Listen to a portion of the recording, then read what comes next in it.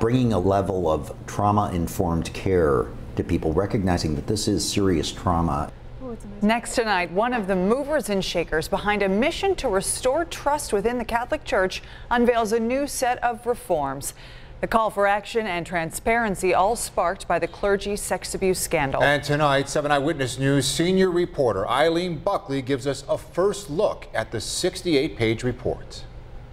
The discussion I heard in the various work groups and in the sessions we've had at Canisius here suggests that there is a significant level of anger and frustration out there that has to be addressed. Canisius College President John Hurley is a member of the movement to restore trust. He says this report was generated by 150 people who met over 4 months. They examined transparency, accountability, and greater involvement of women and laity in the Buffalo Diocese. One of those recommendations calls for hiring more sex abuse investigators. Hurley noted there have been missteps by the diocese in reporting names of priests accused of abuse. How can we get to a point of more complete disclosure so that people feel that the information is out there? Sarah Shiley, who is now 47, says she was abused repeatedly by a Buffalo priest between the ages of 7 and 14. She says it was first reported to the diocese in 1994, but the priest remained at a church until his death in 2006. His name was not on the original list. It was finally added last November. She says she's pleased to see one of the recommendations calls for counseling and trauma-informed care to victims. That's a good thing, but they could write all of this, they could write 100 pages, but if they're not going to follow through with this, then it's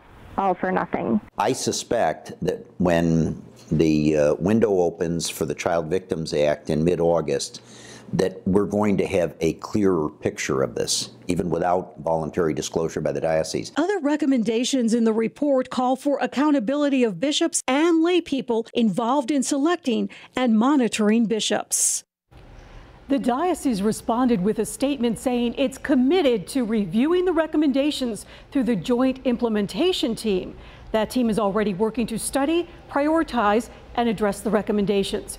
We've put a link to the full report for you at WKBW.com. Eileen Buckley, 7 Eyewitness News.